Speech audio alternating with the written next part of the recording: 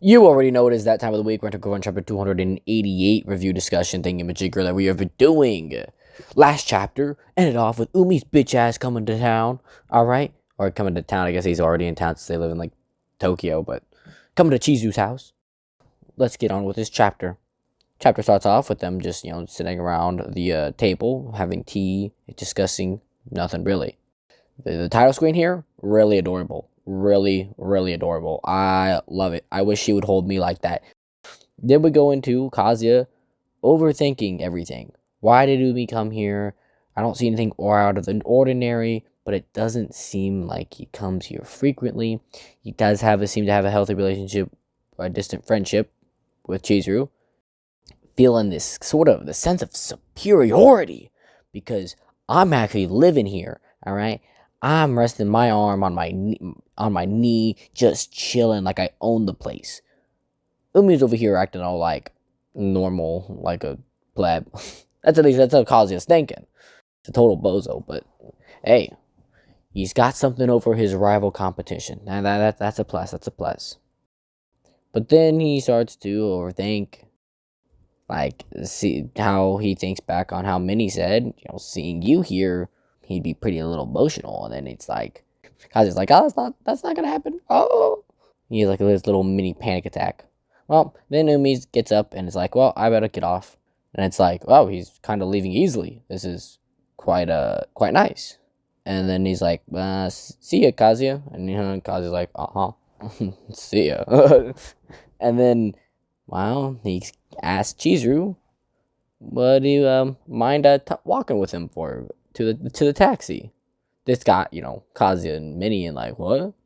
And Chizuru says she'll do it, but it's he's got an app on his phone like an Uber or something. The Uber should come pretty close to him, so he shouldn't need to walk all that far. Why did he ask Chizuru to walk him? And then Kazuya starts freaking out really badly, and Minnie tries to help him down, but like Kazuya then goes into this overblown, overthinking situation with them walking, them hugging, him confessing, Chizuru accepting the confession, and then them living happily ever after. And he can't have all that, but he starts having this big old panic attack. How it's impossible. I should have known the two of them were like that. He's being Kazuya. But then Minnie, it's like, nah, they're just friends, I'm telling you. And then he grabs Minnie, and he starts freaking out even more. Didn't you mention that at first?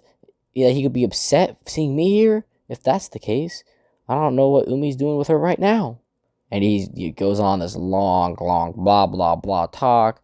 And Minnie like looks at his face and it's like, damn, he's really in love right here. And then Kazuya says, fuck this shit, I'm going to sleep. It is what it is, basically what he said. But then Minnie, she starts thinking. She devises a plan. Doesn't seem like Chizuru's interested in him, but he might be interested in Chizuru. But if they're left alone, and how Umi might be desperate after seeing how Chizuru's living with Master. And then she gets this sly little mark, right? Kazuya's like, good night, but then she's like, let's follow them. Kazuya's like, well, we can't do that. What are you talking about? And then she's like, oh, I don't see him at the front door. And she starts walking out onto the street. It's, oh, we're just making sure they're all right.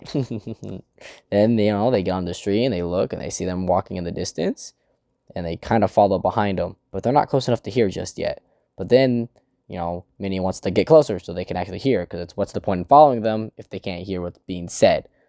So they're hiding behind a car while Umi and Chizuru are kind of next to the street waiting for his presumed taxi. Umi mentions that she's surprised that she's living with him, and she goes, sorry. And Umi start talking about like her agency, and they shouldn't comment on your private life, but you are an up-and-coming actress. There's, risk management recommendation for you. But Chizuru mentions she hasn't talked to him because it's a temporary situation. It's not a big deal, yada yada. And it's like, cause like, oh, they're talking about work. See, all right, she's an actress. They're just, even if it's just sharing a room with a man, it would not be a good image of her. But she still let him live with him. That means she's a nice, really nice girl. Umi's just giving her advice. That's all. No big deal. He's worried about Mizuhara as a fellow actor. Yep. He's coping, by the way. He's hella coping. That is not at all what's going on here. Kazuya's like, I've done a bad thing. He didn't have any intentions. I shouldn't have followed. And then Umi is like, I gotta admit, I'm a little jealous. After what happened at the barbecue too, I am in love with you, Chizuru-chan. And Chizuru is not surprised by this at all. She's got a face of like, she knew this was fucking coming. Kazuya's like, huh? And the chapter ends. So, yeah, we gotta wait for next chapter. I don't think there will be one next. Actually, there might be one. Anyways, yeah, the chapter ended, and it's like, well, damn. Umi made his move. But Chizuru didn't look shocked by it. She looks like he was expecting this, and like, actually, this might just be a big bother for her. That's all we got for now. Hope you enjoyed. Like, comment, subscribe, do all the good shit that every other YouTuber says you do. Hopefully, I'll see you next week. That'll be all. Peace.